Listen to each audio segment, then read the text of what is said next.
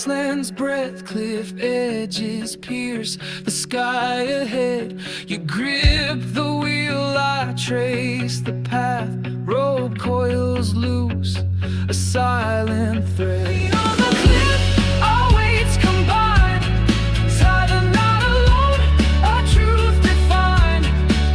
We're tangled ropes, we're breaking free, a common ground, a separate sea. Enough, enough.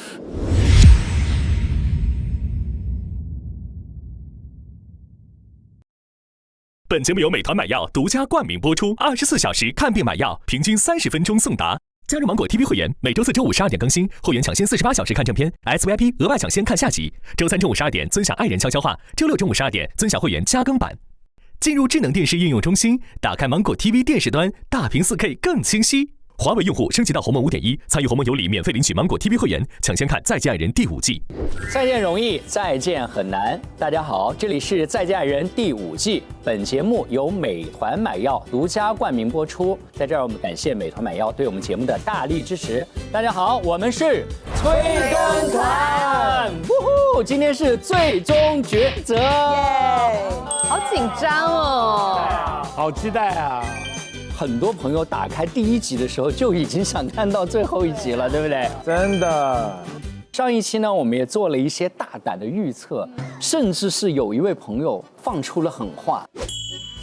真的，如果知画下车了，我绝对接受不了。你是话下车，胡老师先说。真的不要下车好吗？不要下车。上车是为了下车，下车是为了上车。好，我们再跟大家复习一下《再见爱人》最终抉择的规则。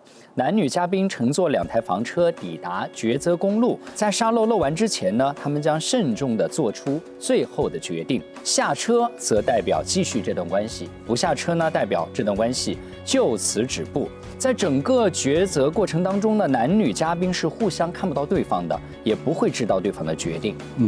那么到底是再见爱人还是再见爱人？答案即将揭晓。哇，准备好了吗 Yeah， 好了，那我们一起来看看今天的最终抉择。好紧张。噔噔噔噔。本节目由美团买药独家冠名播出，24小时看病买药，平均30分钟送达。本节目由999感冒灵赞助播出，爱人先爱己，暖暖在乎你。本节目由华莱士赞助播出，全鸡汉堡就是配，爱人共享好滋味。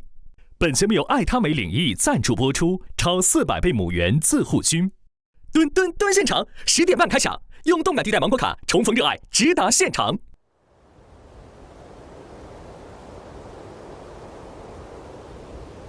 往哪里开？往太阳升起还是落下开？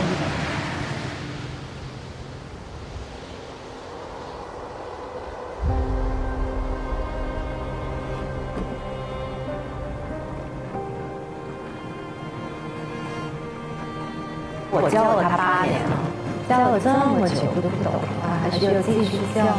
哦，这是开始。哦，这是开始。情感的争吵好像陷入了一种奇怪的漩涡，双方都很累。我们现在所在的地方呢，是在呼伦湖边的白崖。今年我们之所以选择这个地方作为开场，是因为各位的感情或者婚姻，在过去曾经多次行至悬崖边缘。第1次会面，向前一步有可能会坠落深渊，往后一步有可能会置身于迷茫的荒原。今天我们选择这里开场，其实也是想告诉大家，悬崖并不是绝境。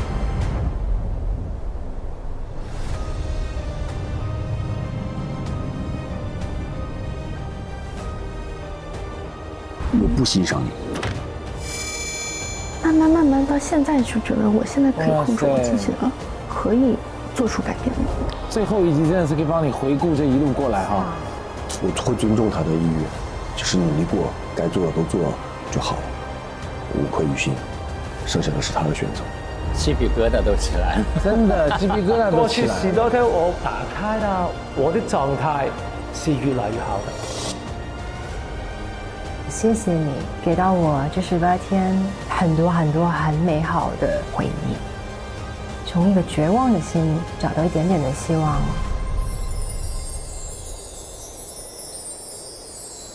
他们自己看应该都会觉得很感慨啊。对。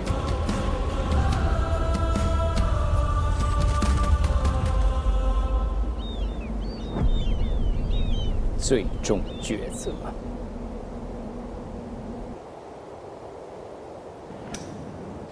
请在房车发动前做出抉择。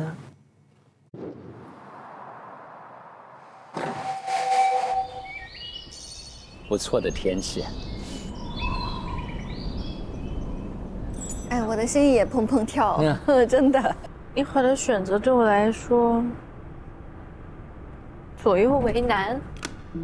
可能从5天前我就已经在想应该怎么选，每天都其实心里没有一个正确的答案，想不明白。但到了现在今天你没得逃了，你必须要选了。感觉每天没有睡好哎。昨天可能纠结了一夜吧。做抉择还是很痛苦的一件事情。感觉哭过了。对啊，眼睛好肿。我以前都觉得什么东西都要弄清楚、讲明白。但刚刚一个事情吧，就因为我的隐形眼镜，我睡觉把它摘掉了。然后我以为我戴了新的隐形眼镜，结果没有身上，所以我现在是什么都看不清楚。我什么都看不清楚的时候，我就比如说去上洗手间，我就觉得好像突然间要求就变低了，因为我看不清楚。可能它实际上比我想看到隐隐约约那种脏，但是因为我看不清楚，我就觉得 OK。好有哲学啊！太隐喻了。所以觉得其实，哎呀，有的时候也想自己能够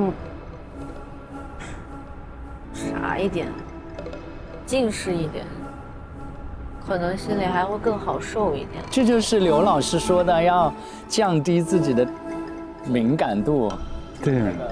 我再确定一下，就是下车就是回去好好过日子是吧？那不下车就是，对，就是我自己 solo 了哈。对。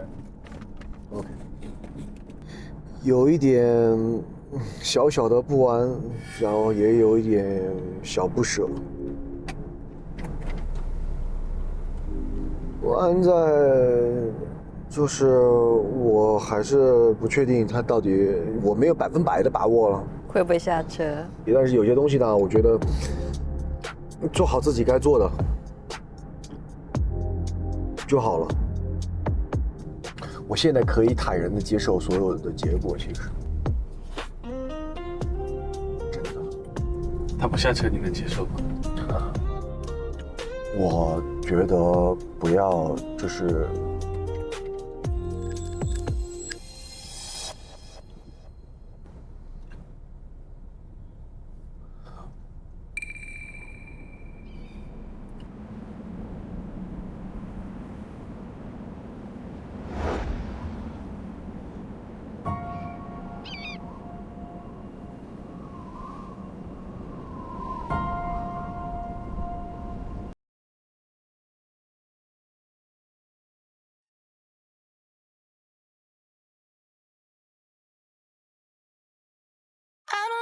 Say goodbye when I see you in my dreams.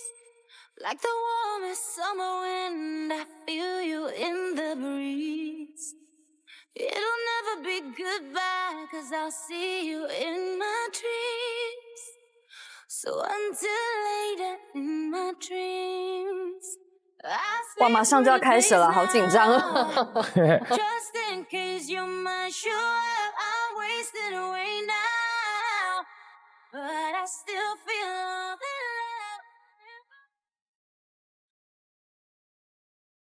love. 下还是不下？哇哇哇！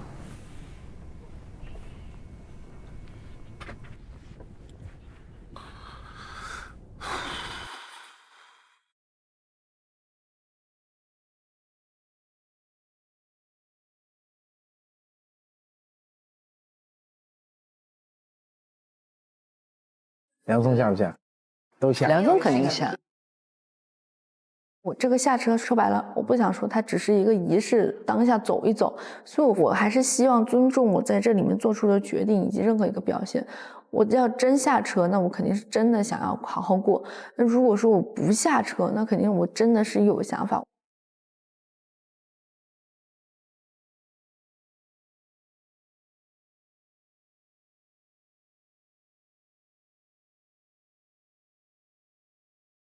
上不上车、下不下车这个事儿，我不确定啊，傻骗人了。有点迷茫。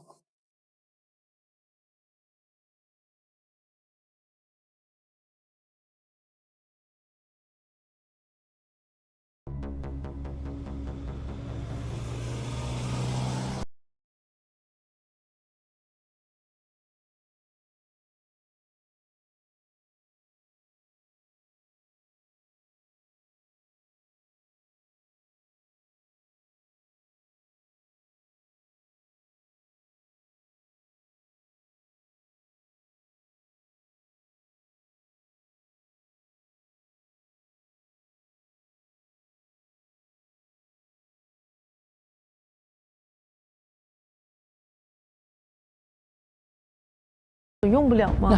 紧张，紧张了。一紧张就想上厕所，哎呀！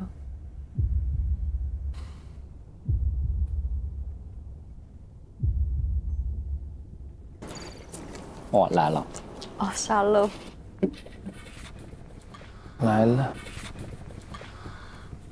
18天的旅程已到达终点，不知道在旅途中你是否已经得到了想要的答案。现在将由你来决定你们2位的未来。天哪，好紧张！下车则表示你愿意继续这段关系，不下车则表示你希望这段关系就此止步。当你面前的沙漏漏完，房车就会发动。请在房车发动前做出选择。会不会后来良心没下去？我不紧张哎，我觉得他绝对下。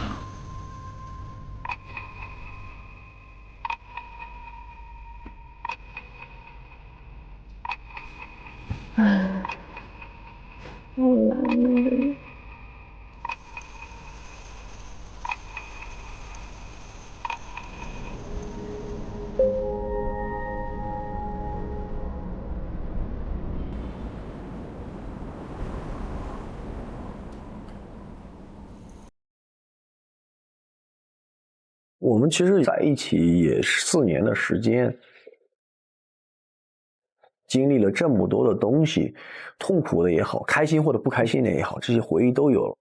那你就是错了，一直说我不要那样讲，你就是错了。你讲我200句，我还1句嘴，有什么问题？结束吧，我遭不住了，好吧？妈呀，太痛苦了，这3年多我们过得太痛苦了，我真的很痛苦，生活已经很痛苦了，没苦硬吃，没罪找罪受。咋，小豆？我跟你道歉，我跟你服软，是我在装。早，小豆，给你请安了，小豆。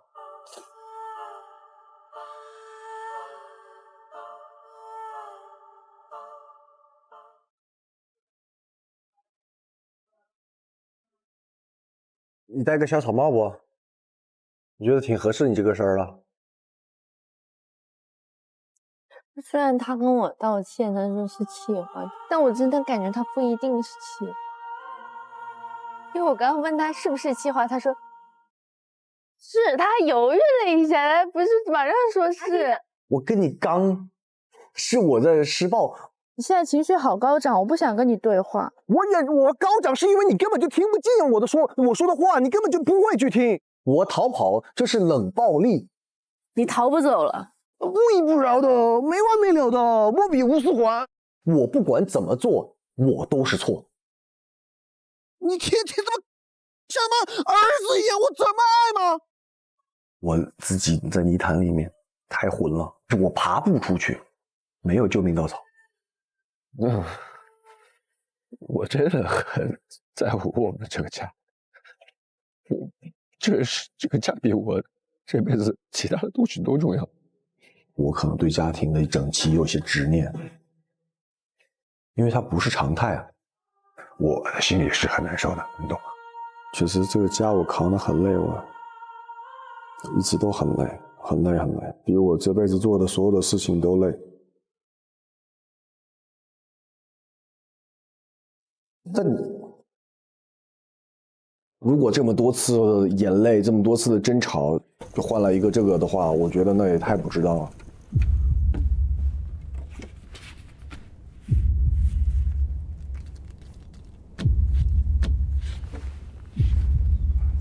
下了。要下车吗？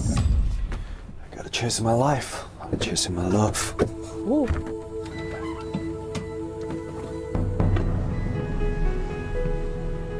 啊，很干脆。对，我肯定下车呀，对我肯定下车。对我表达这么多遍了，我觉得这个3代人整整齐齐的，这是我一个执念。我很珍惜我们的婚姻，包括在婚姻的上面，其实我也是一直很坚持。我很珍惜一个家庭，现在的一切来之不易，对我来说。我说实话，我现在的唯一的期待就是我们能够把咱们这个小家的日子好好过好，经营下去。最后留的一条是我们一家人在家里吃饭，宝宝在周围跑来跑去。小孩是我心里最柔软的这么一块地方，总是会想，再不济我们这么可爱宝宝，我们有3个。其实我们来之前就不是说就奔着离婚去的那个状态，然后我觉得经过这个18天的接触不同的嘉宾朋友们，然后包括心理老师也都给了我们建议。我觉得你们2个人应该解决互相尊重的问题。我特别想跟他说，你是真爸爸了，记住啊，不能再有任何一点演爸爸。你是真老公了，你不能再演老公。是你主动选择成为了你们，那么问题就会是你们2个人的问题，而幸福也会是你们2个人的幸福。我是觉得其实有在变好的呀。没有被尊重到吧？得到应该得到的尊重。Maybe we can use the English or Cantonese when we argue about something next time. 对，我还带了很多别的头巾。那我们下去做做怎么样？这么好的景色，一会儿就超冷啊！你要加个卫衣吧。小豆，你不冷啊？你这个冻得鸡皮疙瘩都起来了，你还强撑？你能把耳朵穿上吧？你把这个披着吧。等下回去路还有点远。因为我 OK。不管怎么说，人家给你生了3个这么可爱的大宝贝儿，这所有的问题在这个面前其实都不值一提。谢谢你 ，bro， 你好像真的听进去了，你好像是真心的。我们不只有你我觉得我们还有119和66。Everybody stay together, then we build a family.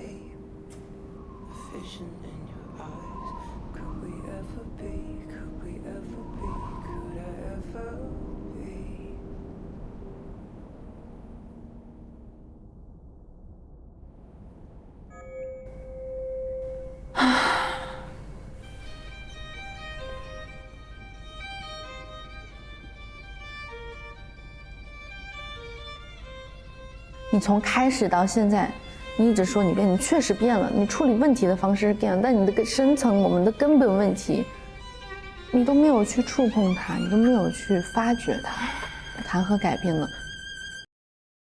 所以在你心里，我是一个会作假的人。是。所以你是不是因为你从内心里就是看不起我？你不要把这个东西上升到看得起或者看不起。我不甘心，我不甘心，我在一个最亲密的人心里是一个这么贱的人。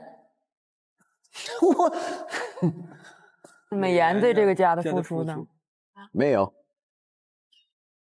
他真的是没有在为孩子做什么，心思都在我身上。其实就是你还是看不到别人在干什么。我确实看不到你不是看不到你，事实你1年就搞1首歌2首歌，你这个玩意儿你。所以你看你现在的表达就依然是看不起别人的，你始终没有从内心里认识到尊重到底是什么意思。好吧 ，OK，I'm sorry about that。他一直说我理解，我理解，那些都是表面的，我知道你内心深处是不理解的。你可以骗过所有的人，但是我我能感觉到的，你也骗不了你自己。吵架的时候会说我在为了这个家付出了什么，你经常会这样问我。我说钱也是我的，家里我赚钱，我说话算事，你跟我吼什么吼啊？不敢，这个是我自己的造型。啊，不至于要生这么久气吧？我不欣赏你，我真的找不到地方欣赏你，小豆。如果没有孩子，你们的婚姻会怎么？不好离的，第4个月可能就离了。当孩子们长大以后，我觉得他们会变成下一个你。很心寒，很难过。所以，如果他还是一点都没变，我再选择下车，我就真的是个众所周知的孬种。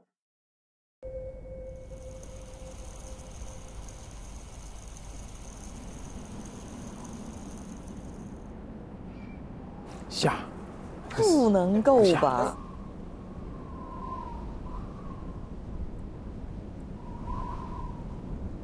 我希望他下车。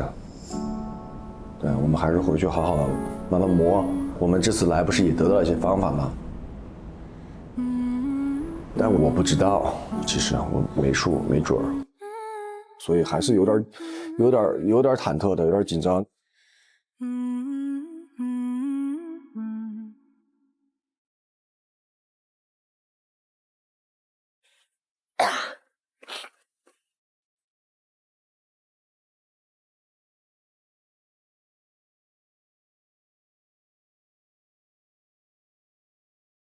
确实很纠结，他对我是有不好的地方，但是他仍然还是有很多对我好的地方，而且他确实也有爱我的表现，我们快乐的回忆，那些东西我也很难去割舍。唉，纠结。小豆豆，哇，啊，幾可愛嘅你。小豆，你在哪兒？我在车上化妆。他真的很黏哎。小豆，抱一下。确实都能理解，都理解。小豆 ，Hammy。小豆，咋？小豆，小豆，给你条头巾。还记得了，吃一堑长一智了是吧？有那个大虫子，我好害怕，我不想走失了。来，我背着你。拉下来打个蝴蝶结。哇哦 ，Yes sir。Give me a hand, please。让我们放下这一切。还是很浪漫的呀，这两个人。对呀，多爱呀。对呀。I'm sorry。哎呀！小豆，小豆，飞起来，飞起来！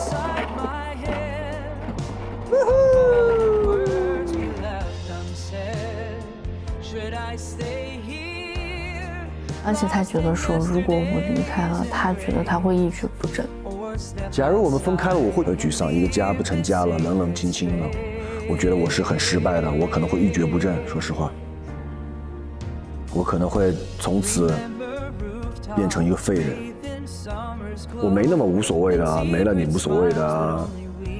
我坚持了这么久的东西，我吃了这么多苦的东西，如果那一瞬间没有了 ，man， 我会告诉你，我会比全世界人更崩溃。我不知道我会干一些什么事情。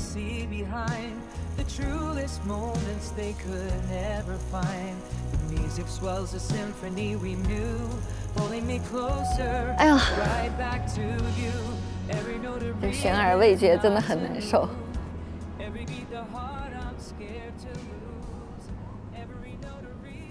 这应该悬念不大吧？对。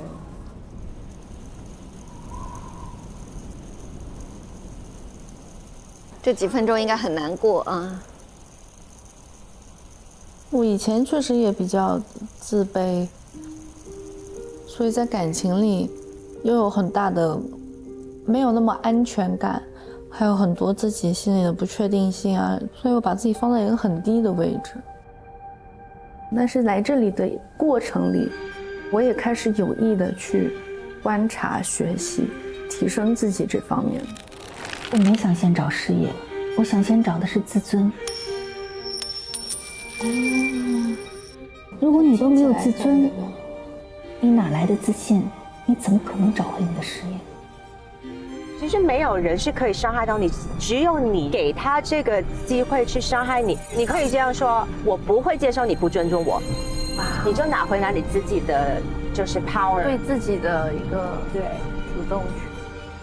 我希望你能够认清，我眼前的痛苦不是因为伴侣自私，而是因为我的手上没资源，没有决定权。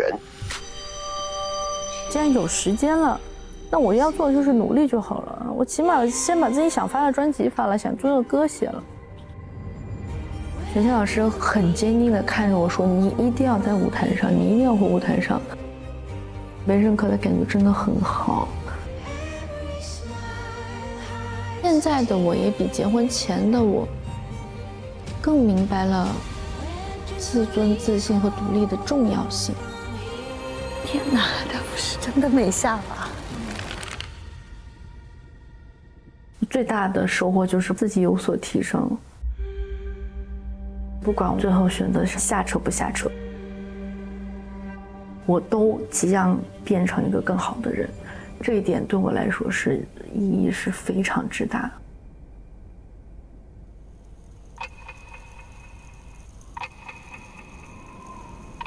我觉得他有点慌了，我有一点不敢相信。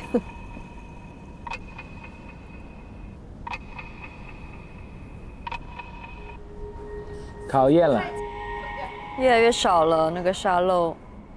Come on。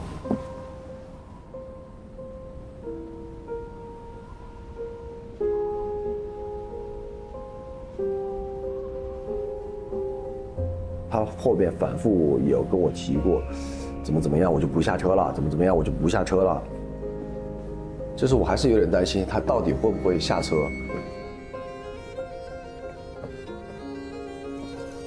哎呀，美妍在想什么嘞？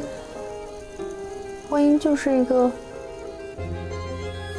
它牵绊的东西太多了，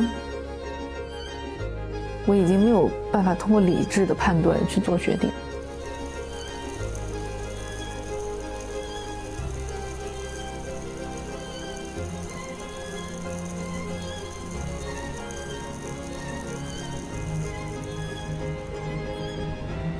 不是这么玩的吧？都没车来啊，下不下车也得有个车来的嘛。快流完了耶！漏了，哦。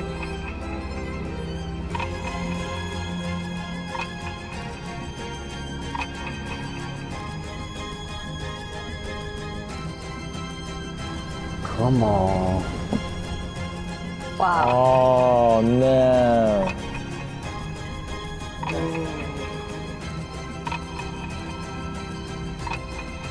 哇！不可能！天哪，我都有点哆嗦。不是这么玩的吧？这什么意思？漏完了。车要开走了。车要开了。哇哦！哎呦哎呦，老师。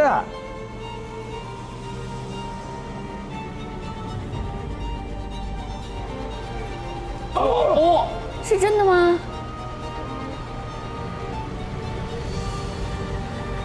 没下。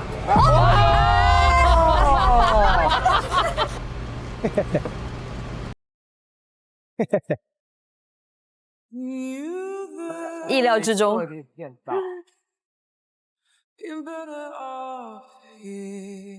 哇，你看美颜后面那片云。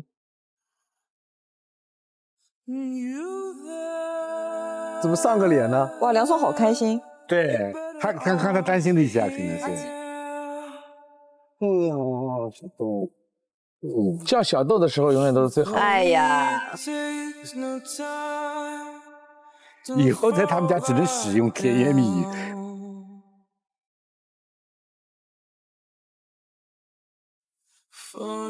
到了最后那一刻，脑海里最后逐渐清晰的画面，还是我希望跟孩子们跟他一起。妈妈，我睡觉的时候就想到这个歌。你睡觉就想听这个歌啦？多可爱呀！真的太可爱了。我还是对他有感情，还是舍不得，还是想要跟孩子们跟他一起。我们有3个可爱的宝宝，我们相爱着，我们还有希望的。Everybody stay together, then we build a family。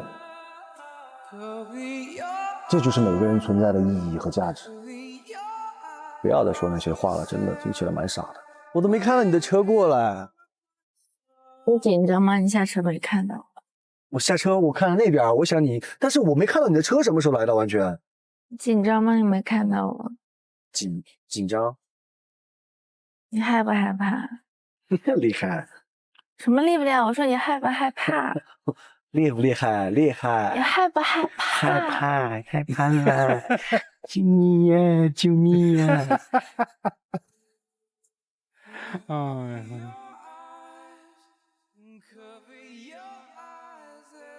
我们重新好好开始我们的婚姻，好吧？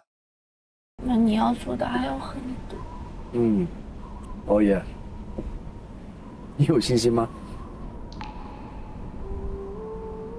你别这么严肃嘛，哇！搞得下车下得很不情愿是吗？不情愿是吗？是有很多委屈。不想下车来的是吧？很纠结。我其实不想下车，我知道看起来我一定很窝囊。没有啊，就是我也能想到各种各样的声音。希望你能更强大。我也知道我自己在面对着一个什么样的关系，但是我可能依然会用这种自欺欺人的方式。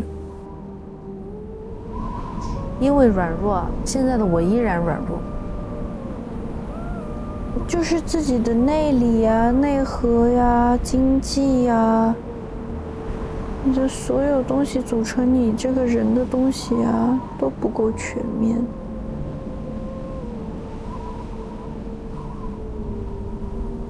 自己就没有给自己的底气，没有底气，你就会做一些很没有骨气的事情。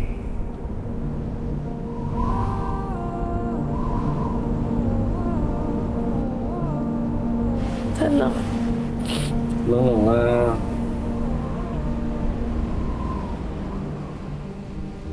看我今天穿的像不像90年代县城的新郎？如果我不下车，你就是在这里哭泣的老头。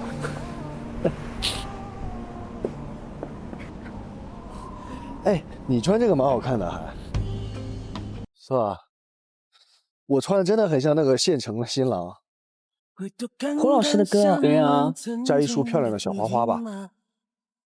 哇，这个花真的好漂亮哇！好听。一次次失败人反复的挣扎，那真实的渴望还在吗？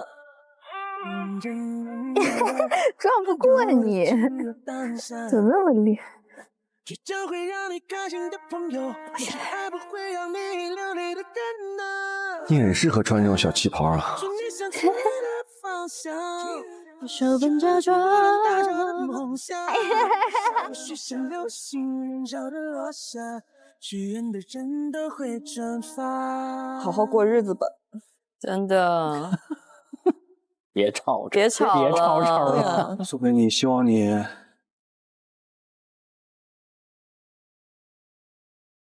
开心一点，可以吗？開心最重要啦，做人啊，開心最重要啦。我哋父母屋企冇烤碗面俾你試。你後來學會那個了嗎？學會什麼？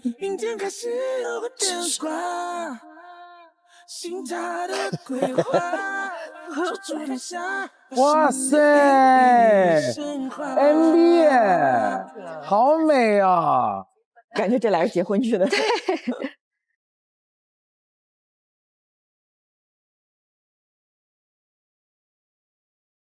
我们将有机会看到对方在这18天里面的日记本。太炸了！要看吗？直接给我上个王炸哦！交换日记是黄色的，啊，你们的是黑色的。嗯。天哪，你肯定会生气的。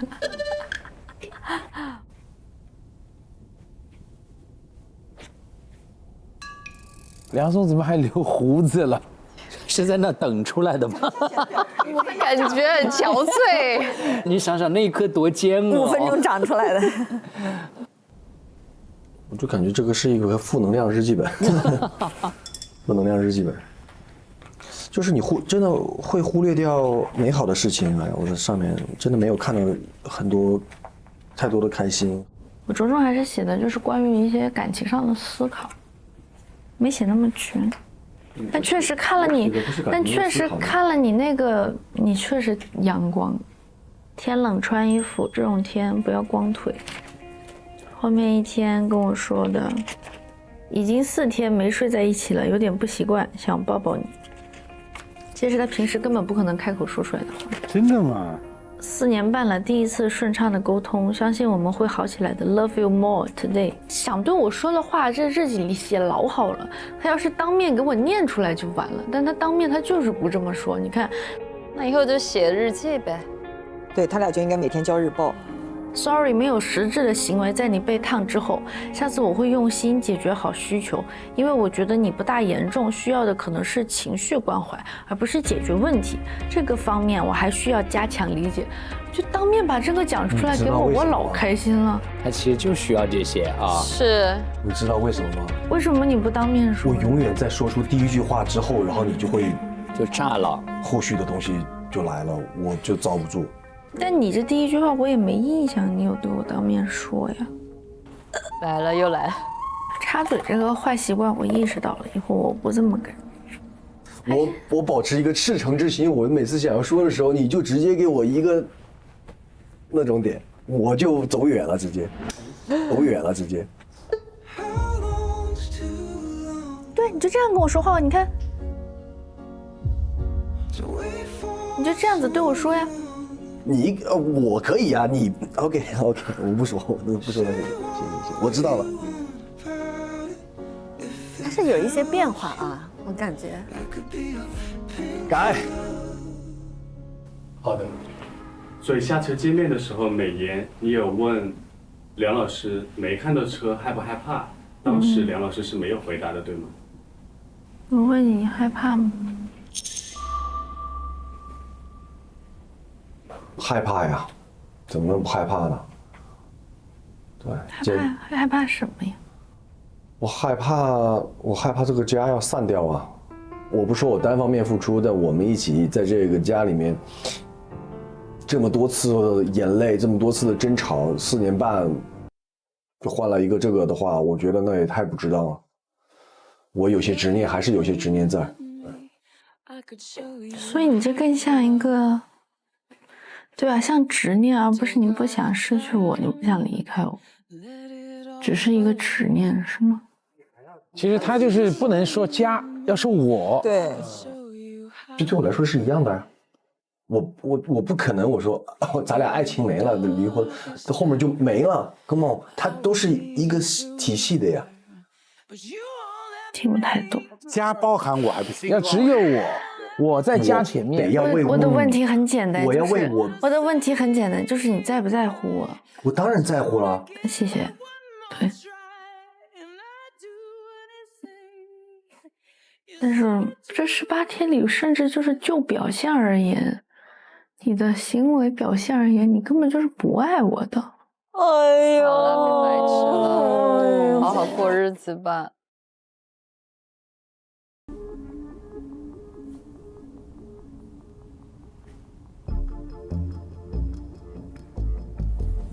蛮难崩的，你说啊，那就。那你就因为我说了4句话，你就因为我不爱你？我这4句话背后是有逻辑的。那你少找我的背后就没有逻辑吗？好吧，你既然这样感受，那我尊重你的感受。是不是 ？I'm feeling bad。你看，莫比乌斯环，完了，莫比乌斯环又出现了。哦，完了，莫比乌斯环又出现了。这从一开始到最后，一帧画面都保持如此一致的一组嘉宾。他俩都决定我们这个家不离不散，我们就是要在一起，但不代表我们不吵架。对。他们的这个结尾特别像一个悬疑片的结尾，对，而且这个后面特别像个彩蛋，不像个结局，对吗？就是感觉《再见爱人》那么多的最终抉择，没有一对给我的感受是这样的，未完待续的感觉，悬而未决。我觉得像科幻片，就是时光倒流了又回来了。有很多的电影的结尾啊，就一切回到了开头。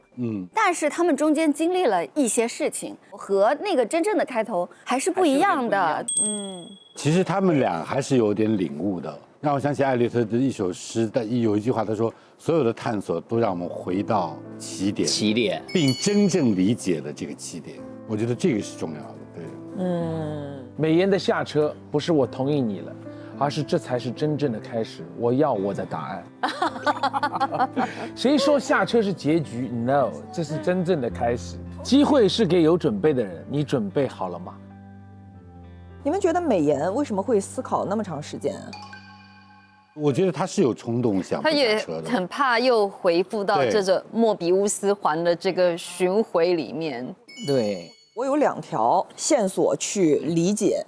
美颜就是他的下车，首先是我认为他下车其实是一个占了主导的，因为他知道梁松一定会下车。我这些天的表达都在给梁松传递一个信息，就是我不一定会下车。美颜应该非常清楚梁松会紧张，他到底下不下车。你看美颜下车之后的那个状态，是我一点都不想下来的，我是为了你这个家我才下来的，这是一种理解方法。还有一种理解方法就比较偏向美颜自己说的，就是我虽然不想下车，但是由于我太爱你，我忍下了我的委屈。就他自己说的是什么？没有底气，所以没有骨气。然后被看作是窝囊，对不对？对，但是你想，他一下车，梁松见到他的那一瞬间，那个主动权已经回到何美颜手上了。是。何美颜是不是说你是不是很害怕我不下车？你害不害怕？我问的是你害不害怕？他回答的是厉害，他其实一直没有回答害不害怕，一直没有回答。追问的害不害怕。所以我觉得何美颜她的自尊不允许她立刻下车。如果我立刻下车，我前些天的这些反思，我的反省算什么呢？对。所以他需要给自己一个比较合理的一个时间段，一个犹豫。我觉得对，是的。我觉得美颜她在36问的时候，其实试图给很多台阶，让她能够非常体面跟愉快的下车。她把台阶都递到了梁松的面前，可是没想到梁松毅然决然的把这些台阶全部都拆掉，这使得美颜在抉择前真的好像吃了个闭门羹一样。我觉得他这个晚下车还是要想听到梁松说我在乎你，我爱你。他最后那句话他还是答错了呀。为了这个家不解体，梁松你不能说出一句，他还是不是要他要的答案？我不能失去你。我想起来何美颜下车之后对梁松说的那句话是：你要做的还有很多，还没达标呢，你得改变，你要变。但他们还是有甜的时刻了，好像甜，他俩是真的甜。但是他捧他脸的时候，你们什么感觉？教他呀，我要求你这样看着我说话。他是以撒娇的方式来强制他，或者说达到我希望的那个样子。美颜不要想着说你下了车就是窝囊，因为婚姻它就是你的生活的一种方式，这不是一种窝囊，这就是一个生存策略。我觉得美颜如果直面自己的软弱，可能她也就没那么软弱了。我希望他们都能够成为更好的自己。胡老师，你看了5季，这一对的下车是不是你很特别的一个感受？有一对是这样子的一个最后这个 ending 的吗？这个很奇妙。我在想说，何美妍坐在那个车上，她为什么不下车？本来不都是猫捉老鼠，都是你在前面跑，我在后面追的嘛？哎，怎么有一天还要等到我下不下车了？他有点不习惯吧？这一刻，梁松，你到底在想什么？那我要以什么样一个姿态下去？对他来说是一个新的命题啊。我觉得等到有一天，美妍是觉得说，梁松，我跟你的相爱和这个家庭不冲突，对，我们是可以互相，这件事情是可以兼顾的，有能力去兼顾的。而我不需要再让你杨松把我的名字放在家庭前面来肯定我的时候，那是美妍真正成长。我觉得他们就是那个认知意识现在已经开始慢慢清醒了，但他们那个习惯太强了。对，我觉得呢，他们之前和现在给我感觉就是在这个莫比乌斯环上面跑酷。你之后莫比乌斯环也可以，你能不能改成比如说2个人一起慢跑？就不要是那么激烈的。等年纪大没有这么高能量，吵不动了，自然会慢下来。但是我觉得在这18天里面，其实都是梁松一直在黏着美妍的，连那个诗画不都说他很黏你，一天到晚就是过来小豆豆抱一下什么。其实我觉得挺甜的。是，他们要多处1天。不能只是个18天，因为这个8就是个莫比乌斯环，你一定要多1天，9呢就会有个出口，不是迷宫了。他们一直在这个里面，我是真的看到最后，我就一下子给我干到了第1集，我觉得我坐在这儿有恍惚了。我们要看到螺旋式上升。对。就是说，其实我们讲了这么多啊，其实有些东西就是确实这种爱或者是这种感受的东西很难说清楚。他们又涉及到婚姻，又涉及到家庭，我们有没有可能给他们一些真正的有技术含量的处理的方法？这个我就特别想跟梁松说，你看，当梁松展露出那种我需要你，我很脆弱，我很累，我需要你的支持，我离不开你的时候，这种状态很 real， 请多保持。然后呢，你们带着这个变化都选择了下车，尽管有一些重复的元素，但仍然是新的开始。我想对美妍说，就是她不是把她脸转过来，你对着我说话吗？就在爱里边，不仅要面对面，而且要肩并肩。我们一起做事情，对于孩子，对于事业，对于家庭。在这个当中来再谈我们的关系，不是说一定要把我们的关系单拎出来，脱离家庭。所以弗洛姆说一句话说，我们不仅是要坠入爱河，还要立于爱河，就在爱河里面立起来，共同往前看。我觉得这样呢会开阔一点。我是觉得整个的这一段最终抉择，美妍最开心的是拿到她笔记本，看到了一些其实梁松写出来的话，所以就学着说出来嘛。我觉得这个不难的呀。其实就是因为你找到自己的事儿了，找到自己的事儿干了，所以就是你需要的不仅仅是一个人给你的爱和肯定和安全感，你需要全方位自己去拓宽你的领域、你的安全感、你的等等的。其实我倒觉得他这一次就是下车，他是带着他的一点自尊跟自信来回到这个战场的。我觉得他可能觉得他有输得起的底气，这样好。然后想要让这一切重新开始，对呀，因为以前他可能比较没有底气，然后觉得没有自信，也没有认同。对，但我觉得他现在，我最差就是离婚，但愿意再赌一把。我还是希望他们能好。胡老师，我是一点都不担心他们，就是我觉得他们的人生其实还是很幸福的。可能当他们哪一天真的遇到事情而没有人兜底了，2个人必须要面对面来解决问题了，我觉得这个时候可能更加相爱了，知道对方的重要性了。所以我有一种感觉，就是其实他们其实挺恩爱的，而我觉得那种感受，可能我们觉得他们在莫比乌斯环的吵架，可能也是他们的相处方式。可能莫比乌斯环就是适合他们俩的，就是适合这个沟通方式了。而且莫比乌斯环是永恒，爱是永恒。永远不会离开了，多好啊！没有结束，永远没有结束了。吵吵闹闹也就一辈子。今天你看起来这个年纪是这样，等到如果60岁、70岁、80岁，他的体力还没有下降，还可以这样吵的时候，哇，那真的好幸福，很幸福，好恩爱哦。2个人在舞台上都是非常有才华，是，美颜唱歌且很有发好好听。光的。对。我觉得这种状况也可能是在一种特殊的情况下，事业停滞不前，对，互相的焦点都在一个负能量的情绪里面。对，我觉得就是节目播出了，我相信生活的重心开始慢慢的转移，然后会变开阔起来。我们送上最衷心的祝福，好不好？好，耶。好了，接下来我们来看看 Anson 跟诗画这一组，好不好？他们的最终抉择，来吧。期待。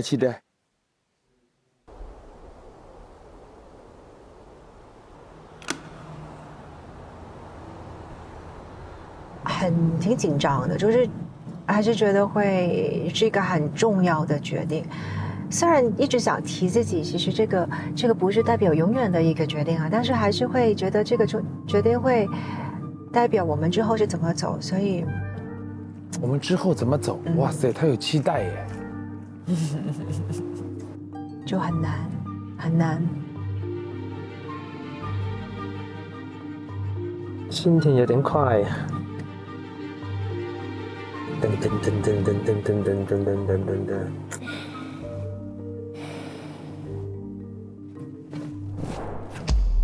来了，有解法。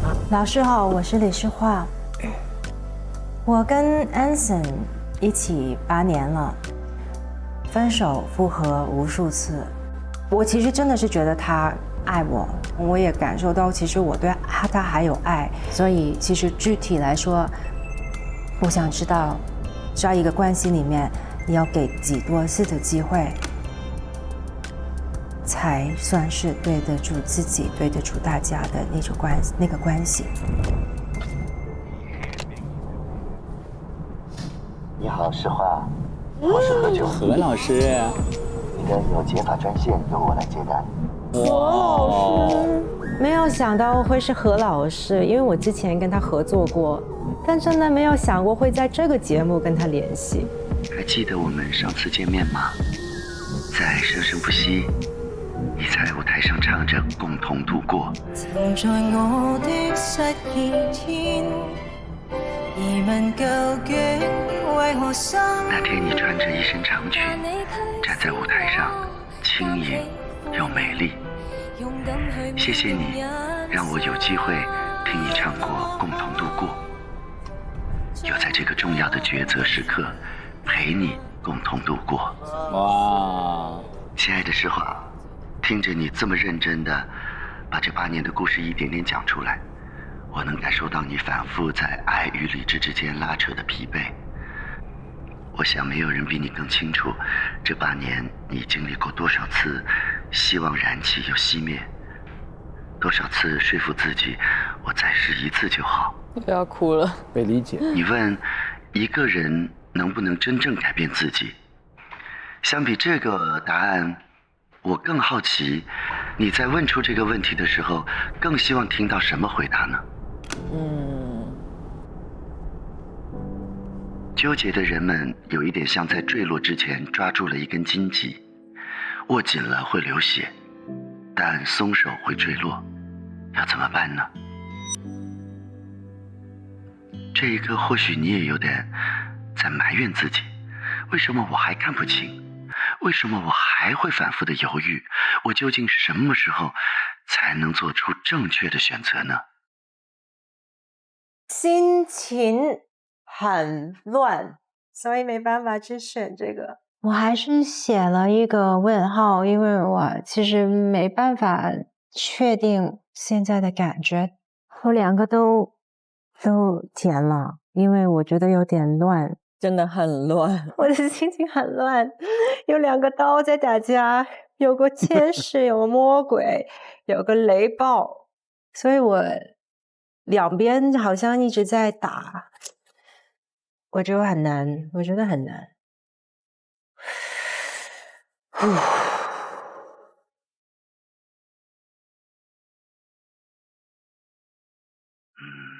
比起這個困境，我好像更心疼這個需要求助才能夠確定心意的你。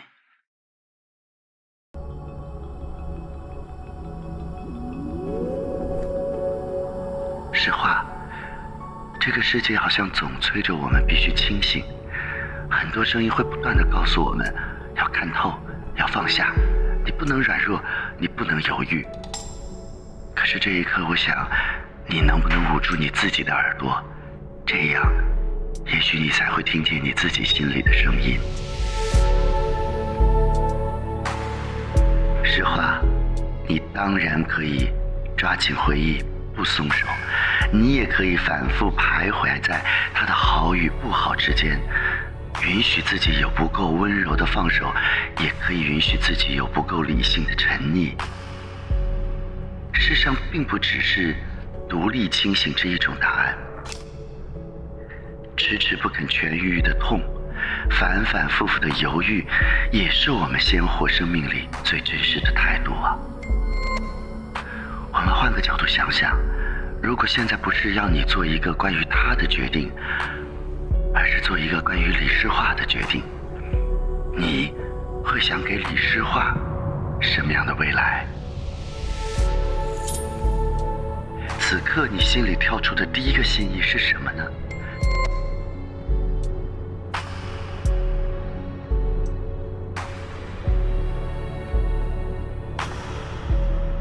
实话，你永远不必调整自己的标准和期待，就按你的心去选吧。你选择他，他就是对的；你选择放下，放下就是对的。对，关乎你的人生，谁能为你定义一个标准的答案呢？是的。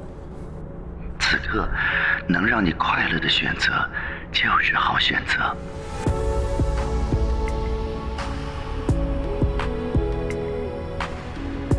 能让你快乐的选择，就是好选择。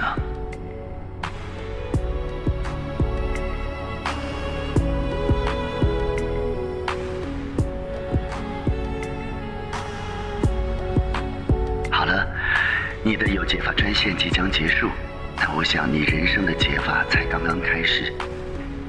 实话，祝你接下来的旅程能找到自己真正想要的答案。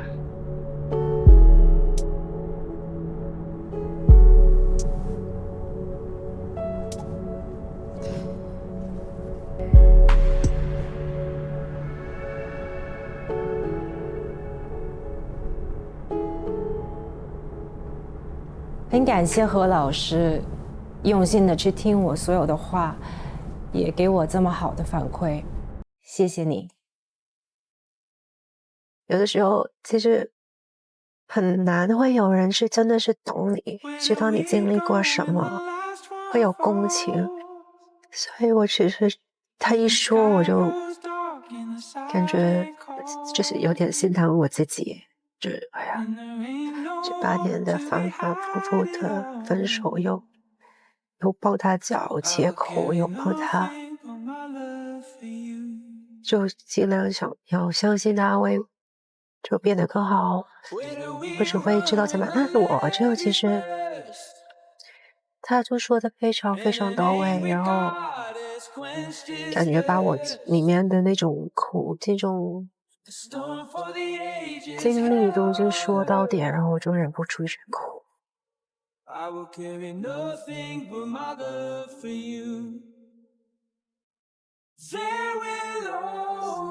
我很感谢他这个录音，我觉得其实原来有人懂你。你觉得他给到的是你想要的答案？我觉得他也没有明确的说应该要怎么样的，但他给了一个给了一个理解。他需要理解。对。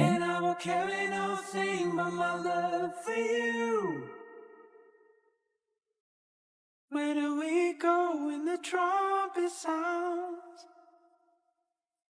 When the last day comes and it leaves no doubt, I will carry nothing but my love for you.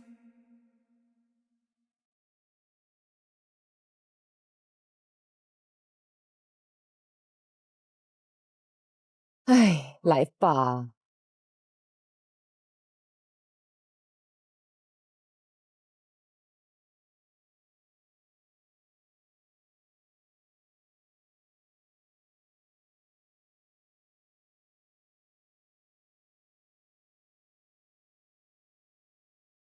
哦，拿个礼物。一只小羊。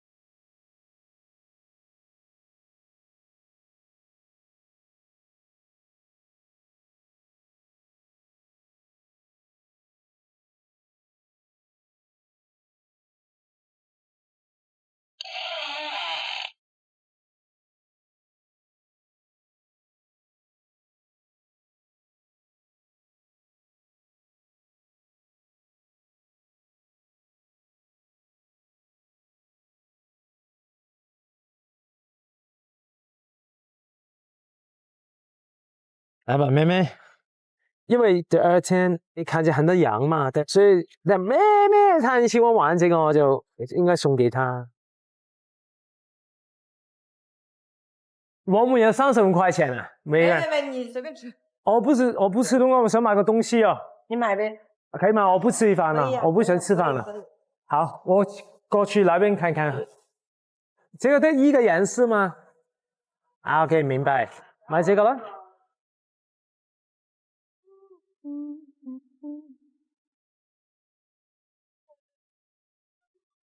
好，我帮你打个框，送给他。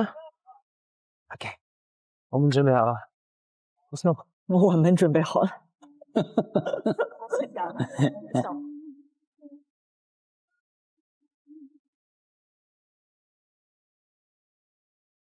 他很害怕。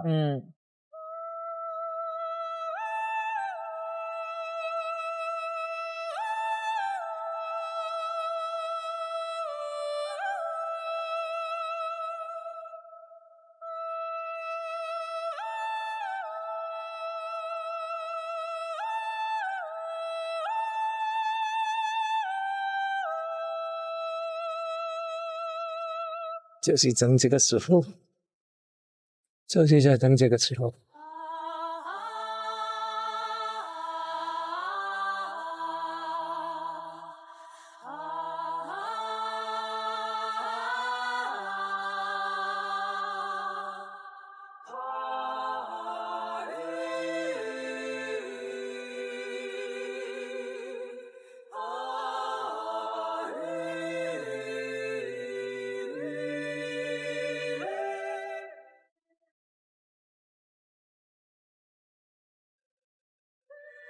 加油！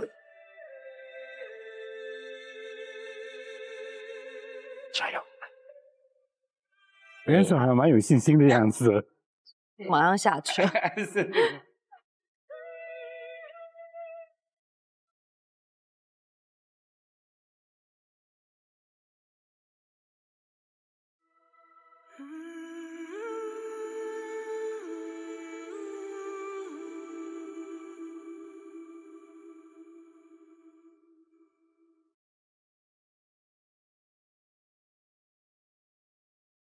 18天的旅程已经到达终点了，不知道在旅途中，你是否已经得到了想要的答案？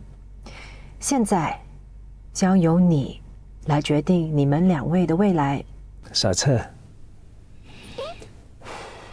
这表示你愿意从事这段关系。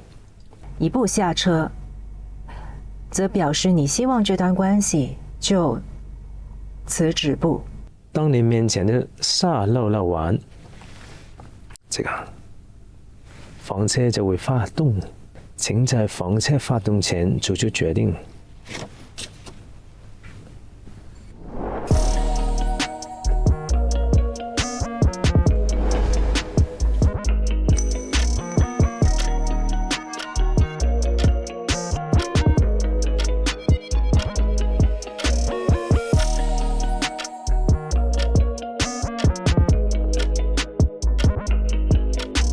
马上要下车了，毫不犹豫的，我让他马上下车，毫不犹豫的，沙子还没有来得及掉，就已经有决定了。对。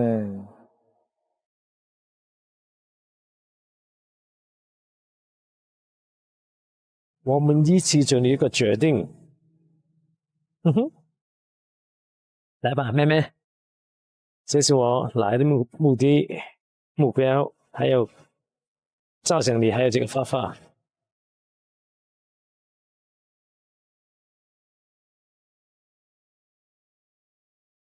当我能做什么都做了，对，只能等了。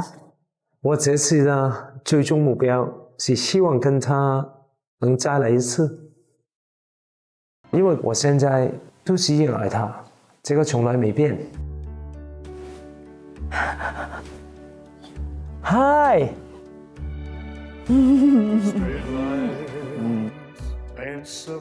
你还会选择跟对方在一起吗？我会的，我想的。那你对他还有爱情的爱吗？当然有了，我还想跟他去马尔代夫，我还想跟他去见北極光。2000年，我們會一起拜頭到老，一起手握手，面對所有挑戰。他對我最大的影響，給我一個家吧。這個是對我來說從來沒有這個感覺的，所以我想跟他一起生活，有個家庭，一起走下去。剛剛分開了，我有點想他。那我怎麼辦呢？求婚吧。你们看到这个问号的终点是什么呀？結婚。对，结婚了。我喜歡這個圖片。我們還沒有機會走到這裡。我想我的婚禮是一定要有我們兩家人，簡單的能聊聊天，吃吃東西，開開玩笑。我跟他一起抱起這個女生飛來飛去，我覺得很開心，因為我覺得我好似有個女兒這樣。其實我想生一個女兒，有我堅強的一面，有你的溫柔的性格。我愛你，還有我想跟你組織一個家庭，我想看見我們有未來。未來，我想跟他一起過生活，我想看他笑，我想看他開心。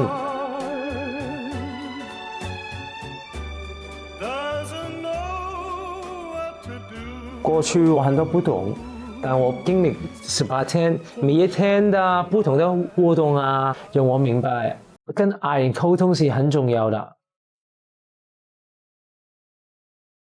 你能做到的事兒，你就是不去做，你不重要，重要的這個人就跑了。這個最重要啦，你的重心，它是最重要。我覺得佢係要去了解自己嘅屋企係咩叫自己屋企啊？真係屬於自己嘅屋企。你首先把時間規劃一下，把多一些的時間給他，即係放多點時間給他，跟他多聊，多溝通。問題就是在這裡，把你自己個人放在中心。你目的不是要解決你們之間的問題，你的目的是要解決你自己的問題。你要去分辨他真正很 enjoy 的時候，你需要記住一些感覺。現在過去18天吧，我有一點點的改變。我知道怎麼去理解他，怎麼去愛他。他生氣了，我從來都不知道他為什麼。所以他過去8年就人很多。我不是不想做好，其實我做得不準確，還有不同的角度來說，有時我太急了，有些說話我說出來了，不應該這樣說。希望明年我們可以再多一些旅行啊，同時跟你一起做更多你喜歡的事情。我很關心你的身體，我不想你生病。那天我給他了，是我自己做的，我就告訴他。佢哋幫你俾錢呀？我自己給的。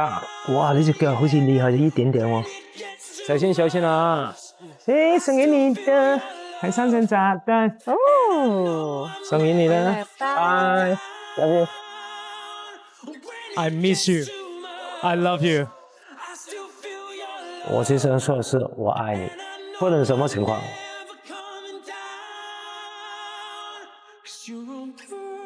雖然還不是一個完成本，但是我不怕去學去改。那看大家有沒有信心再來一次。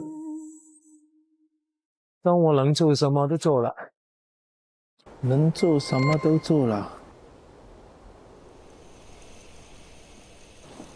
哎，糾結呀，李世華。情绪很乱，理性还有感性方面两边都在打架的时候，其实我情绪可能会乱。这前8年一些生活的小细节，觉得挺甜的。我们16年开始的，他第一次见我，坐在我旁边，然后我跟他说话，他反而是躲开我，他就很害羞，我就反而是觉得这个人蛮有趣。然后那一年没有说哦你可以做我女朋友，没有这些，就是很自然的去一起的。头1、2年是我爱的比他爱我多，我就跟他一起享受他想做的事，看球赛啊，做运动啊，爬山啊，支持他做他想做的事情。没看过这些。晚上我会放一些坚果类的东西在冰箱里，然后我可能会贴一个字条在那个门，他拿完了，他就会回我一个字条，觉得好可爱。然后每一次我是有什么活动，他都会拉我的家人、他的家人、朋友全都过来支持我，非常感动的。这个好甜啊！对。然后19年就是一个订婚日期嘛，我们去了夏威夷，然后我们去潜水，他很怕，我想要他在鲨鱼面前求婚，因为我希望见证人是鲨鱼，然后我们就在浮潜的状态上，他就帮我戴上我的戒指。谈恋爱8年很长。有一家我们很喜欢吃的粉，他可能看到就会发给我，让我想起我们那一刻。我希望你可以记得我们一起去旅游的开心时光，我们去 Lake Tahoe， 然后在山就是滑雪停下来，然后在那个山上就做那个 push up。是他做，不是我做。他叫我去做 push up， 但我觉得很开心。我们这个感情是很 special， 很甜蜜的，所以其实有点不舍得。很多的美好啊。对啊，8年。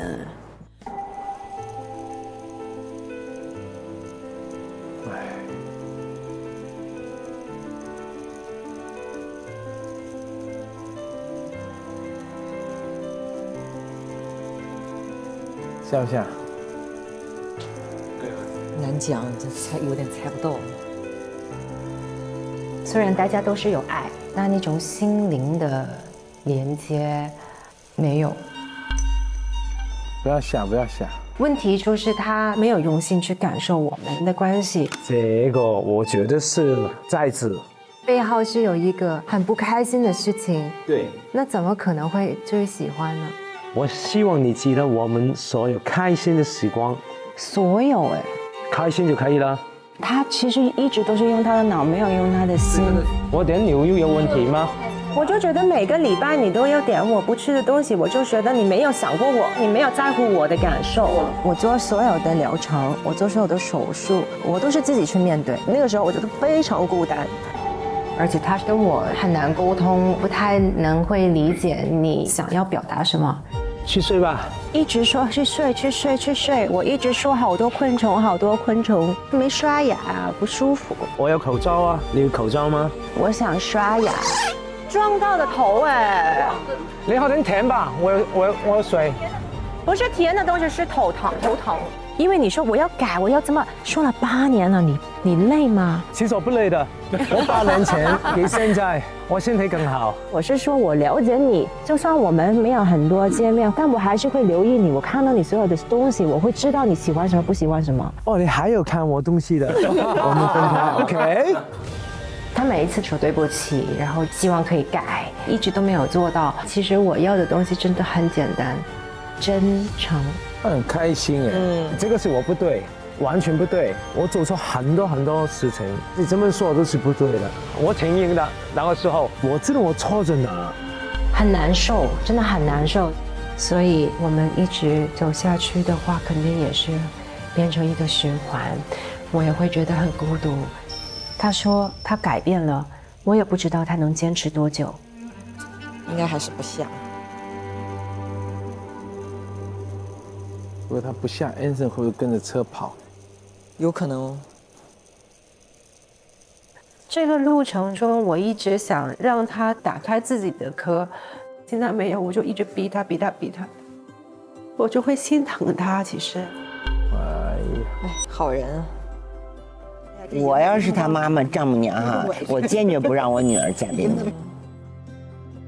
8年都没醒悟过来，有几个8年的人生？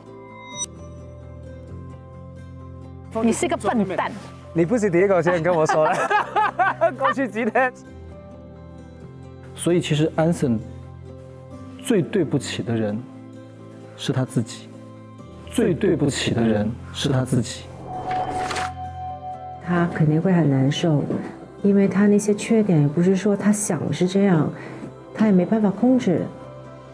但有的时候我们还会笑，我觉得有点心疼，我觉得有点难受。因为他是一个工作方面是非常厉害的一个人，但到这个地方的时候，他变成一个傻瓜，很难受的。但他没有觉得难受，所以最难摸得通的、看得通的人，其实真的是他。我觉得我做的东西是为他好，但是谁说你做的东西是对的？可能这个也是一个自私的一个状态，想要他给到我想看到的一个改变，那不应该是这样的。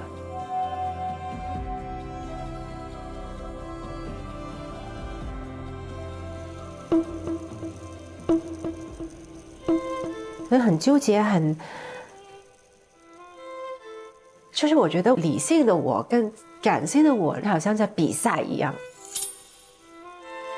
感性的我让我觉得我想给我们一个机会，其实我很不舍得，就还是会有遗憾。明明就已经分开了这么久，为什么还是会有这么强烈的一些情绪？但是理性会告诉你，给这个人的机会就是打开一个门，让我又重新再受伤了。太多次说自己改变，但是没改变，为什么这次是不一样呢？为什么他就是能坚持呢？走到前面肯定是一个悬崖，你肯定会掉下去，那还需要这样走吗？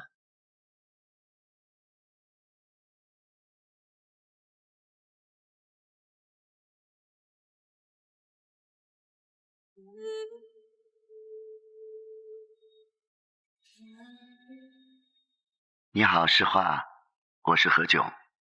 我能感受到你反复在爱与理智之间拉扯的疲惫。我想没有人比你更清楚，这8年你经历过多少次希望燃起又熄灭。我们换个角度想想，如果现在不是要你做一个关于他的决定，而是做一个关于李诗画的决定，你会想给李诗画什么样的未来？你选择他，他就是对的；你选择放下，放下就是对的。此刻能让你快乐的选择，就是好选择。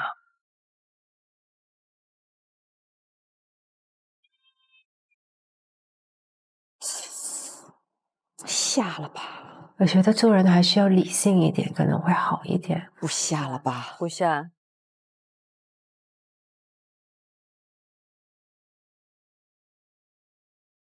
我什么时候都很有信心的，但是就这个 moment 就真的一本一本了，我都不知道他下不下来。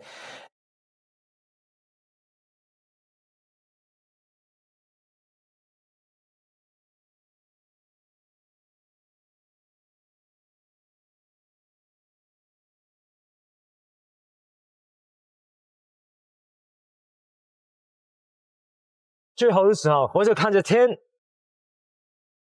看他来决定吧。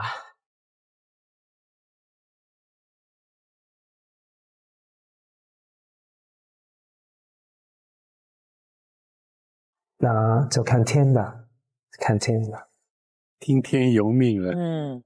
哇！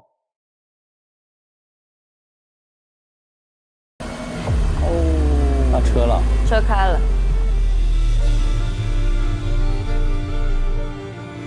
应该不下吧？应该不下了吧？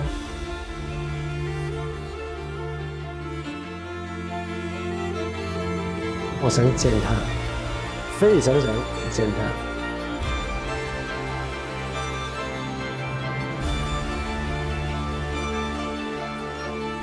有没有？没想。吓死了！嗨！啊！嗨！胡老师，冷静！胡老师，冷静！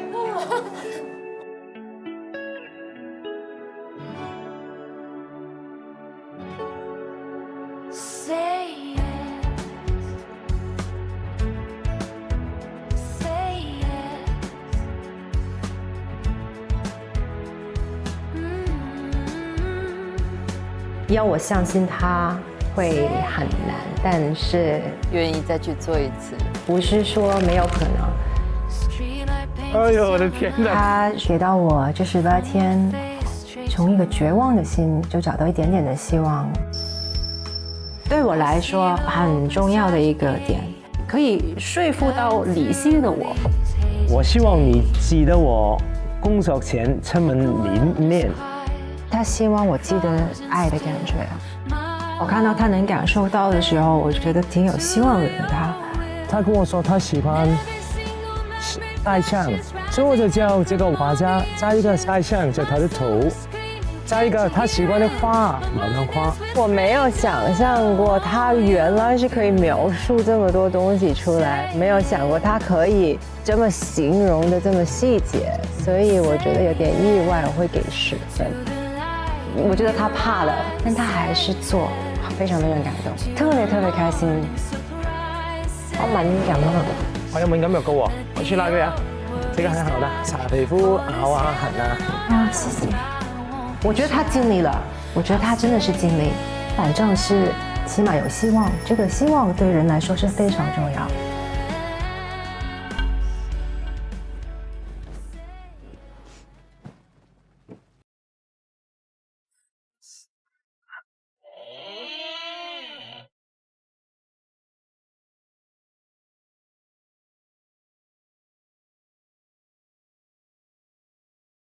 因为我是一个非常容易心软的，我不想他不开心。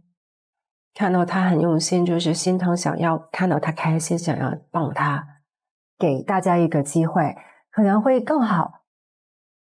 实话，真的是一个很有爱心的人。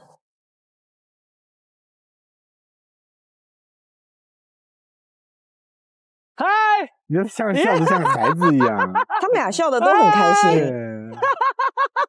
哦，他笑得好开心哦！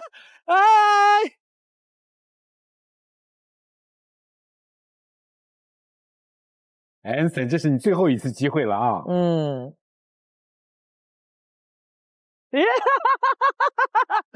哎，送给你的这个。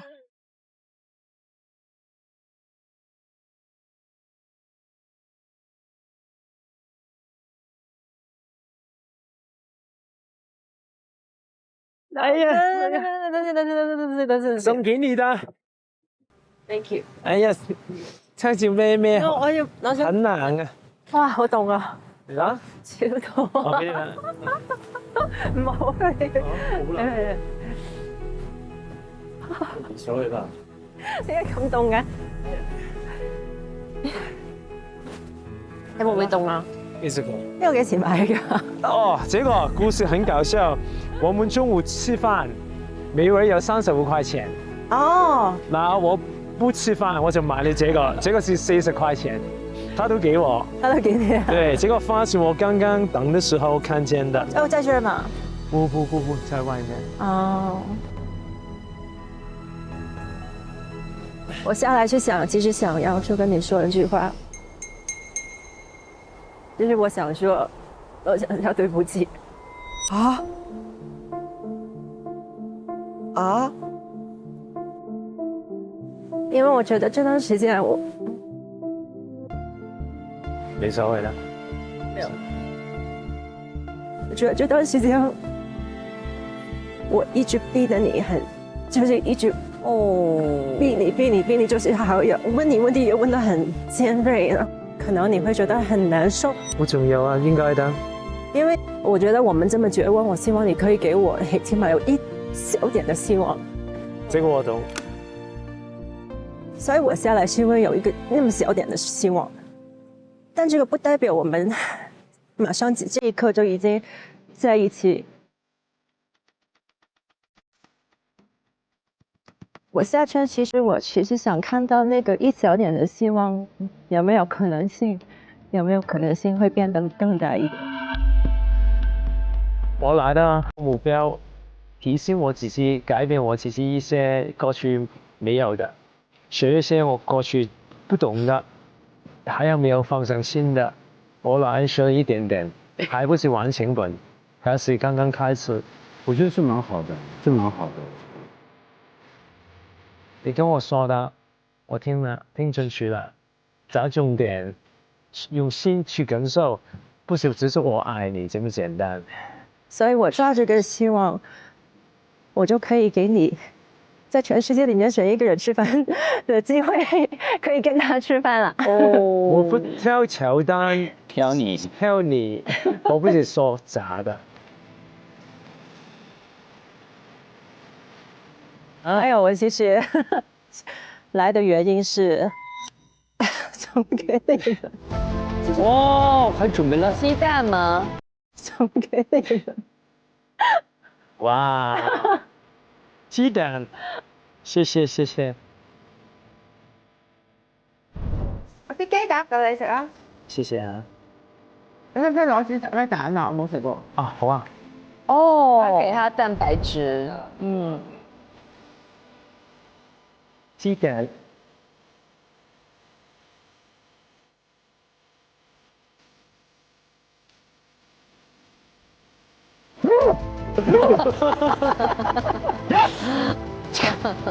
好了，要走了，要走下去，继续走下去。我给你吧，你要跑步，你跑步可能会，等，可能会热一点。你不跑啦？哇，好美啊！你看。两个男生都把那个外套给女生。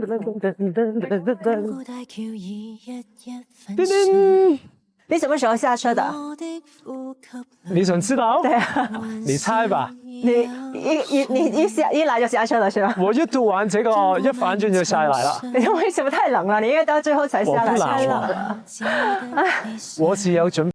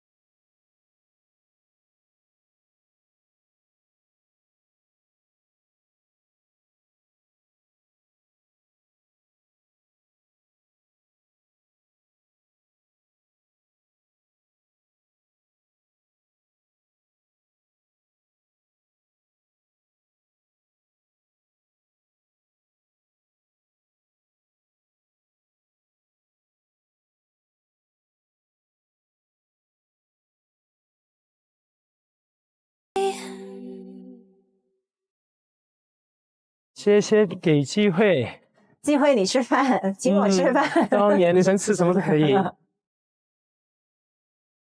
相隔萬年懷念，想你面仍會怎麼轉變？接觸它，來吧，來，下了，拜。拜。送給我的。喜歡嗎？喜歡啊，因為我們這個旅程就是羊，很多羊。看到他拿着那個，這個挺可愛的，真的是。這麼多動物，他肯定喜歡了，拍給他看看。你們好，內蒙 ，I love 內蒙。Hello， 重獲新生啊！你們好，謝謝你們，讓我們來接你。唉，牛牛，他一定觉得这一路挺不容易的。哇！我很想不吃这些，我们先休息。破戒了 ，Anson 吃薯片。来吧，现在什么的，我们去吃火锅。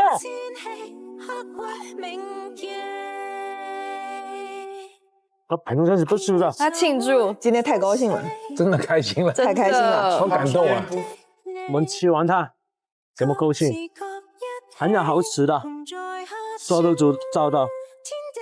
他只差没有开瓶酒了。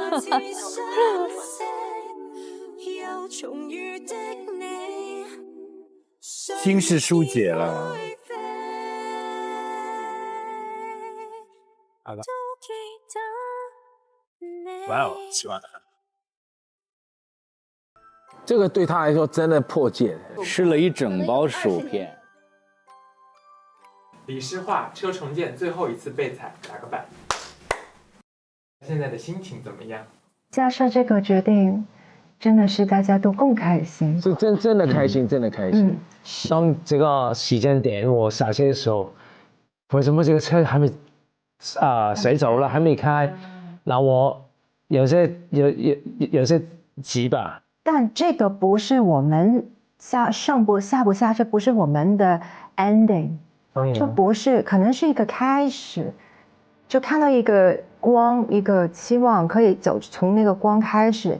我觉得这个下车的举动，更多的是想看到你这个，你说你的改变，你说你学会的一些东西，是不是真的在你的生活里面还会一样？其实我想看到我这一个小点的希望，是不是会变得更大，还是会消失？我都挺同意你说的。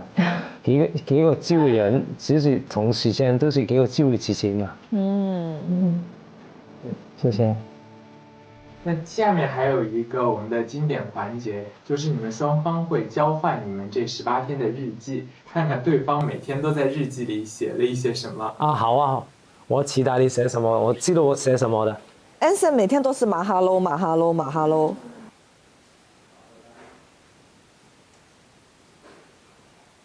哇，你的日记太简单了嘛，这个。对呀。你发生什么事情你都没有说。我还在学。好开心，他问候我，这就是他的日记啊。他的日记是好开心，他问候我。今天发生什么事情都不知道。我今天非常开心，我今天非常开心，我今天这个不是了，今天非常开心，有3天都是我今天非常开心，你每天都非常开心。对啊，我觉得这个感觉是这样就这样哦。你喜欢这个 coffee， 我写你一个字条，可是我不是自己写给你了，当然我有心写给你。你写给很多人啊？对啊，你演他们都有啊，他们在睡觉。我误会了。不，我写给你是用爱人的角度，我写给他们是朋友的态度。所以全组所有工作人员都有那个字条。不，内容是不同的，每个人不同嘛，出发点不同，但心意是一样的。OK。那真的好周到的哦，好善良的。哇，他觉得很惨啊！第一天我们被罚了，我就低分，但是他还是说给我一次机会，下次做好一点。谢谢你啊。哇，这个是赞我的，他觉得我应该打开我自己多一点，但是我都有问题的，比如说在关系里面。OK，let's engage。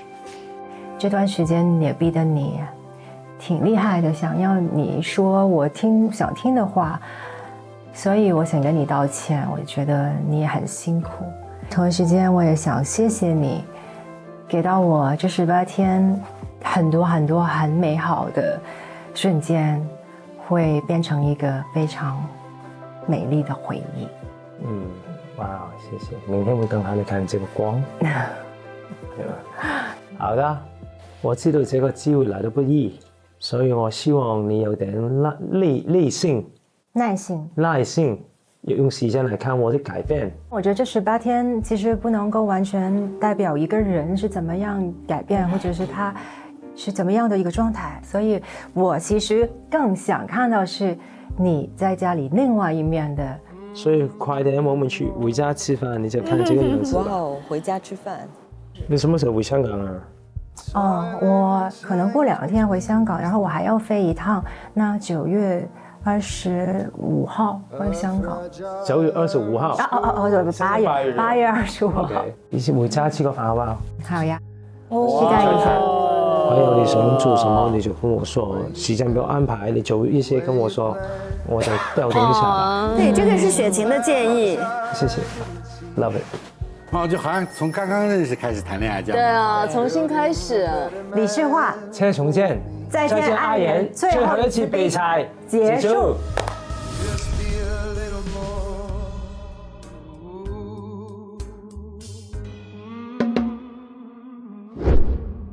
哇，怎么样啊？下车了。下车了。何老师冷静，冷静一点。只要你们幸福，我们观察室的嘉宾的脸算什么？真的。但是他们下车的时候，2个人的笑容，我看的还是很动容的。对，很真诚。对，是发自内心的那个快乐。尤其是听到何老师那个建议，对吧？那个有解法，因为何老师那个有解法，其实就是希望诗画是尊重自己。让自己快乐才是最重要的。那何老师那个讲的对，就是哪怕你犹豫，也完全是正当的，就是倾听你自己内心的声音。反正只要是你的选择，就是对的。但他想要的就是要我怎么选择，所以他并不严格是给出了一个答案，但是实际上是没有人能给出这个答案的。对，是的。他说你要快乐的选择就是好选择。我当时想，就是2个选择都不快乐呀，就好像没有指向。但是我现在觉得可能有，果然这个选择是2个都在笑的。何老师说你选择他，他就是对的。对，如果你选择放下，放下就是对的。对。我本来是这么理解的，你要让你的选择变得更快乐，而不是说你选那个更快乐的选择。但是现在我觉得正着理解、反着理解都可以，都是这个选择。我觉得李世华那么聪明的人，不需要别人给他做选择。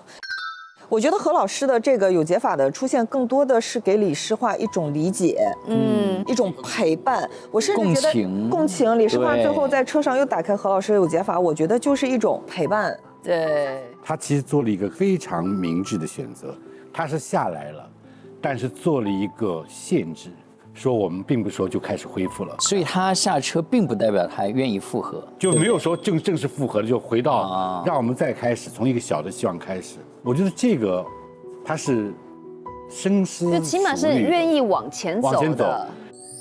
所以这2个女生的下车，美颜跟诗画的下车都有点像。是下了车，又像是有所保留。是，我觉得他们2个下车都不是在选择对方，而是选择再给自己一次机会。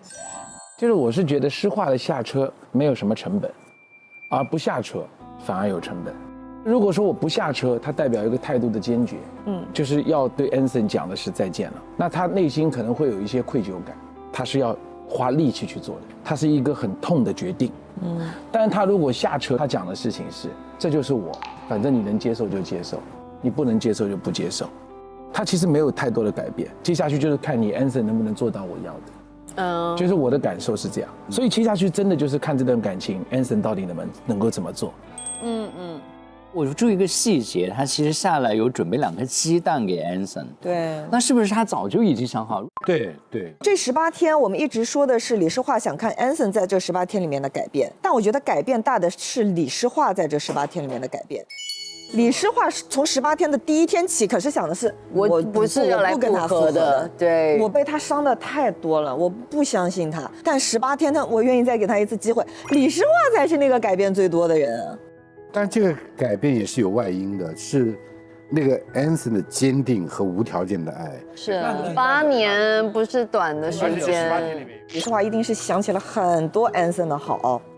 他这个下车，他要直面这个之前所有的挣扎，重新来过，这是很勇敢的，也很仗义。然后我也想祝贺 Anson， 果然他的斗志不息，再一次的帮他达成了他想要的结果。Anson 有一句话说的蛮挺拔的，他说，给人一个机会也是给自己一个机会。他认为，如果我们幸福，不是给我，是给我们2个，是给我们的，对。祝贺他心想事成。也谢谢所有的观众朋友们陪我们一起共度了这18天，对3个月的时间，一直陪我们看啊，然后跟我们共情啊。那么我们来也了解一下催更团的各位，这3个月陪着他们一起走过这18天哈，那感觉是怎么样的？每个人来分享一下吧。首先，好奇怪是我是不认识其中任何一个人的嘛。但是到最后他们要选择的时候，好像心里会悬着，很关心，像是自己家的这个亲人或者是非常熟悉的朋友一样。对，比关心我们自己朋友的感情还要关心。因为他们袒露的比较多嘛。我觉得我对最后的这个结果我还是挺开心的，我还是希望他们2对都能够各自得到幸福。不管怎么样，就从这中间。一定会有学习跟成长，我都是为了更好的未来。这一季的这个嘉宾跟往年真的很不一样。我其实还蛮好奇，夫妻之间还有多少各种各样的问题，就是在我们的现实生活中，我们还没有非常具体的去看见、去讨论。还是为现在的这2对开心，我希望他们越来越好吧。对，我最后看到何老师出现，那有解法。真的就是简称叫和解哈，我就感觉真的有时候就是需要和解自洽，爱就是复杂的有遗憾的，但是哪怕一点点也足以让我奔向你，这就是我的感觉。对，我觉得他们这18天挺难的。我相信那些投入的去 follow 这个节目的观众也不容易。只要投入感情，你就会很累。这一切这么难，我们干嘛要费这么大的力气去追寻它、讨论它、理解它？因为亲密就是很难，爱就是很难，因为这一切它就是又难又值得。我是觉得这一季的这个嘉宾们，然后在这个过程中就是都获得了很多，然后我们的情绪也被大家带着一起起起伏伏。最大的感受就是希望在过程中的所有的犹豫不决，都可以变成你们未来的坚定。都是希望说找到那个自己内心最真实的、最坚固的答案，然后也希望每一个人都可以爱对方、爱自己的同时，不冲突、不矛盾，能够找到那个彼此的幸福。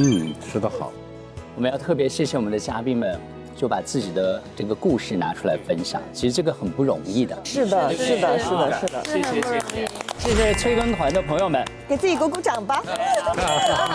更重要的是，谢谢我们的网友们、观众朋友们。那谢谢你们陪着我们这3个月，让我们一起感受到了更多的力量、更多的爱。谢谢大家，谢谢。再见容易，再见很难。第5季《再见爱人》到这儿就跟大家说再见了，我们有缘下一季再见。拜拜。下期再见，下期再见。拜拜，拜拜。哇，这是什麼？這是什麼？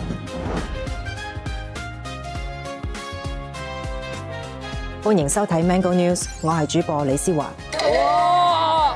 我猜到了，雞皮疙瘩起來了，他們來了。一則特別新聞報導，據本台獨家消息，《再見愛人》第5季嘅4位嘉賓今日已經順利抵達長沙。據知情人士透露，4位嘉賓嘅精神狀態良好，情緒穩定。作為觀察者，將要直面4位當事人。而家就等我哋連線前方記者李維嘉。嘉哥你好。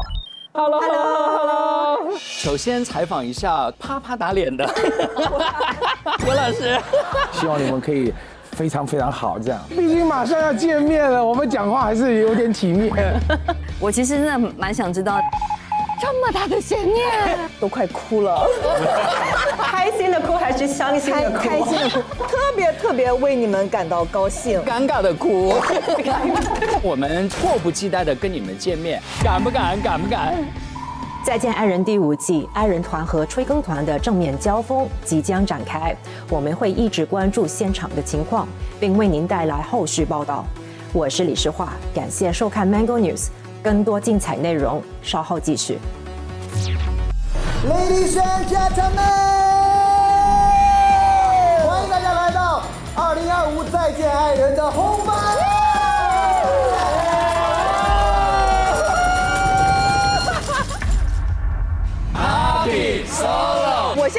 完全顶上了那个浪姐的赛道。进入 solo， 冰冰冰，几人在一起也能做自己。我是最受观众讨厌的男嘉宾。我们一阵一阵，一阵一阵的。连吵了3天，冷战了15天，死去的记忆来失去的记忆又回来了。我想问林老师，就是在网上其实有看到一些消息啊。什么？你快别说了，我背上都冒汗了。我可以说的就是，和好了。现在我是一个好一点的 AI。我不知道你在说什么。你说过他像 AI？没有吧？做完最终抉择以后，你们俩现在关系是？啊！最终抉择看完就好了，为什么还要搞返场？谁是我们当中最猜不透的人，逻辑最强的人，最符合完美伴侣的人？我觉得他很温柔啊，我觉得他对于爱情有自己的见解。我们都 soul mate 了，还有棋吗？你什么都投给 Papi 的，你不要吃醋。Anson，我发现这句话讲给你听的。哇，这个梁松又老又丑又穷，竟然是来自我朋友圈里。Oh my god！天天爱，没别的事情可做了吗？太过分了。对呀。上一个对猴这么有耐心的是唐僧。哦，你是唐僧，我是马騮。哎，你快一点离开，是吧？听说你还去找了心理医生啊？我回去，我找一个爱情专家。骗钱的，绝对是骗钱的吧？但是看得出他是非常认真的在对待这件事情。我觉得安森有一个很难得的品质，在当今的这个时代，一种无条件的爱。给我一点时间，是你们让我们成为了更好的人。来抱一下，抱一下。祝你们幸福，真的祝你们幸福。幸福可以是一种选择。